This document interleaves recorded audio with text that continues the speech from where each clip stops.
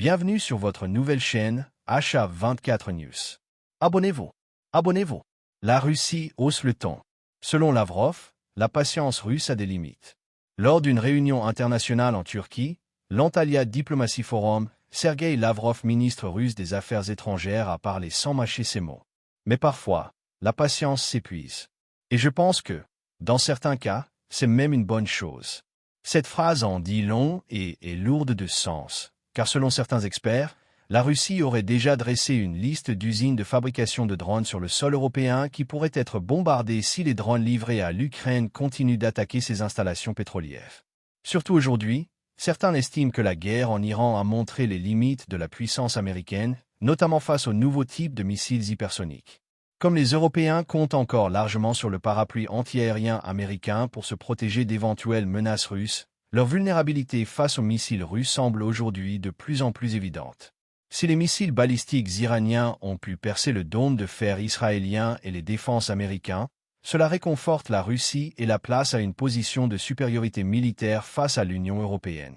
Est-ce que la Russie de Vladimir Poutine attaquera-t-elle des pays européens? Pour Moscou, la patience a des limites. L'Occident franchit ce qu'elle considère comme des lignes rouges, notamment avec l'utilisation de l'espace aérien européen pour des opérations de drones ukrainiens. Plus inquiétant encore, pour la Russie, l'Europe pourrait redevenir une menace existentielle avec l'Ukraine comme point de déclenchement. Aujourd'hui, comme les Européens ont refusé de soutenir Trump dans sa guerre contre l'Iran, est-ce que l'Amérique serait prête à défendre l'Europe contre la Russie?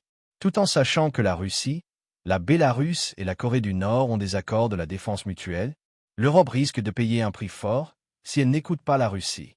Disposez-vous à écouter l'interview de Sergei Lavrov, ministre russe des Affaires étrangères, pour mieux comprendre la situation. Mais avant d'aller plus loin, soutenez notre nouvelle chaîne HA24 News. Faites-la grandir. Abonnez-vous. Abonnez-vous. Jamais, monsieur. Jamais, monsieur. Mais je souhaite intervenir car vous avez abordé de nombreux sujets, et j'espère avoir suffisamment de temps pour évoquer le pétrole vénézuélien, l'enlèvement et la capture de Nicolás Maduro, le nazisme en Ukraine, ainsi que la crise iranienne. Mais vous avez commencé votre discours en parlant des intentions de l'OTAN, et cela a été consigné sur papier. Si je devais faire un jeu de mots un peu maladroit à propos du papier, le président américain Donald Trump a déclaré que l'OTAN est un tigre de papier. Une fois de plus cette semaine, il a menacé de se retirer de l'organisation du traité de l'Atlantique Nord, affirmant que ses alliés européens n'avaient pas soutenu sa guerre contre l'Iran. Monsieur, vous avez prédit cette fracture au sein de l'OTAN depuis des décennies. Ma question, si vous me le permettez, est la suivante. Pensez-vous qu'une OTAN en crise peut être imprévisible, peut être affaiblie, menaçant d'abandonner ses alliés, puisse en réalité être plus dangereuse pour la Russie qu'une OTAN plus stable? L'OTAN n'est pas dans sa meilleure forme, nous pouvons tous l'admettre. Nous ne nous immisçons pas dans les affaires internes de l'OTAN. Nous ne parcourons pas les territoires des États membres, ni nos ambassadeurs, ni nos autres représentants présents dans les pays européens membres de l'OTAN. Et nous ne faisons pas ce genre de manœuvres douteuses, contrairement à ce que l'Occident et les Américains, pour ainsi dire, font depuis longtemps et qu'ils ont intensifié sous Biden et continuent aujourd'hui. Tout comme les Européens lorsqu'ils se rendent dans des pays voisins, des pays qui faisaient autrefois partie du même empire et de la même Union soviétique, et qui sont aujourd'hui alliés de la Fédération de Russie à travers divers accords économiques, militaires, sécuritaires, juridiques ou douaniers. Nous savons tous que nos collègues américains, ceux de Bruxelles et d'autres parties du monde occidental, les plus diplomates commencent par proposer des projets qui contredisent clairement les structures et les règles existantes, par exemple au sein de l'Union économique eurasiatique ou d'un État interdépendant. Ceux qui le sont moins disent simplement « Nous sommes prêts à vous accorder des investissements supplémentaires, mais arrêtez de mener des projets à long terme avec la Russie. » Ils appellent cela des projets. D'autres encore ne promettent rien. Ils disent simplement « Si vous continuez à signer de nouveaux accords avec la Russie, nous vous imposerons des sanctions. » Nous ne faisons pas cela. Et ce n'est pas parce que nous manquons de puissance. Bon, il est vrai que nous n'en avons pas autant. Eux ont une discipline bien plus stricte. Nous n'exigeons pas de nos alliés qu'ils répondent tous oui, monsieur ou oui, camarade. Chez nous, les choses fonctionnent autrement. Et surtout, nous n'avons pas l'habitude de forcer les gens à entrer dans une forme d'unité. Nous avons toujours cherché un équilibre des intérêts. Et, pour revenir à votre question, il s'avère que dans l'OTAN, cet équilibre reposait sur une seule chose. Les Américains veulent diriger tout le monde. Très bien, cela ne nous dérange pas, à condition qu'ils paient pour tout. Et nous vivrons bien, le bien-être de nos citoyens augmentera et la Russie fournira du gaz bon marché. C'était la base de l'accord. Mais ensuite, lorsque les États-Unis, pour une raison ou une autre, ont décidé qu'ils dépensaient tout simplement trop pour l'Europe, laquelle a commencé à oublier quelque peu ses propres obligations dans le domaine de la défense et de la sécurité. Voilà ce qui se produit aujourd'hui. Je ne pense pas qu'une structure radicalement nouvelle sera créée. Cela restera, à en juger par les personnes qui dirigent aujourd'hui les pays européens, notamment à Bruxelles, à la fois dans l'Union européenne et dans l'OTAN, un bloc toujours agressif. D'ailleurs, un nouveau concept est désormais largement discuté. Les Américains veulent cesser de financer la sécurité de l'Europe, conclure ensuite un accord avec la Russie, puis se tourner vers une confrontation à long terme avec la République populaire de Chine. À la place, il est proposé de créer un bloc qui inclurait l'Union européenne, la Turquie, la Grande-Bretagne et bien sûr, l'Ukraine. D'ailleurs, Zelensky a très rapidement repris cette idée. Il a déclaré que l'armée ukrainienne serait le noyau, le cœur, la garantie du succès de tout ce bloc.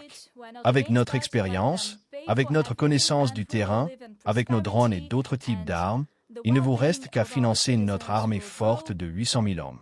Cependant, le chef de son cabinet, connu sous le nom de Boudanov, a déclaré dans une interview « Nous n'avons rien à nous combattons avec ce que l'on nous donne ».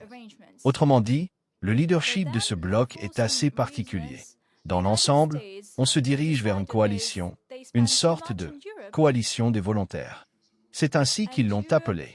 Mais aujourd'hui, cela ressemble plutôt à une coalition de ceux qui veulent paraître crédibles, une coalition de ceux qui veulent donner l'illusion d'exister réellement.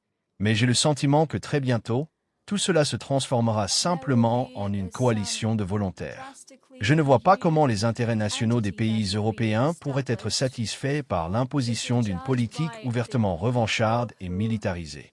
De plus, pour la troisième fois dans l'histoire moderne de l'humanité, une menace globale pourrait venir d'Europe.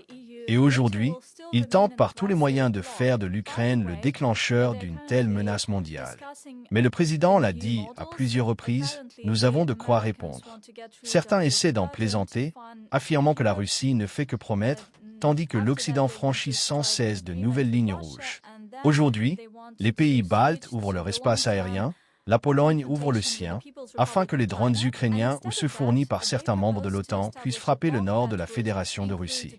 Et face à ce chœur de voix affirmant qu'il ne faut pas avoir peur de la Russie, certains nous qualifient peut-être aussi de « tigres de papier ». Comme Trump l'a fait pour l'OTAN, je me garderai de telles comparaisons. Nous possédons une qualité particulière, la patience. Nous disons que Dieu a été patient et juste envers nous. Mais parfois, la patience s'épuise. Et je pense que, dans certains cas, c'est même une bonne chose. Vous avez tous bien écouté. Parfois, la patience s'épuise. Et je pense que, dans certains cas, c'est même une bonne chose. Et la Russie a de quoi répondre. Poutine n'est pas Trump qui change des positions à longueur de la journée. La Russie est une puissance qui ne parle jamais dans le vide, surtout quand ses lignes rouges sont, selon elle, franchies. La question désormais n'est plus de savoir si une réponse viendra, mais comment et quand. Sera-t-elle diplomatique, dans les couloirs feutrés des négociations internationales, avec des pressions économiques et des jeux d'alliance, ou prendra-t-elle une tournure plus directe, plus brutale, sur le terrain stratégique ou militaire? Personne ne le sait vraiment. Et c'est justement cette incertitude qui inquiète le monde. Une chose est sûre, le climat se tend, les positions se durcissent, et chaque décision prise dans les prochains jours pourrait faire basculer l'équilibre global. La vraie question reste ouverte, jusqu'où chacun est prêt à aller? Merci de suivre votre nouvelle chaîne AHA24 News. Si vous êtes d'accord, aimez. Si ça vous parle, partagez. Si vous avez un avis, commentez. Mais surtout, abonnez-vous. Abonnez-vous massivement. Parce que AHA24 News, ce n'est pas une chaîne comme les autres. C'est celle qui dit tout haut ce que beaucoup pensent tout bas.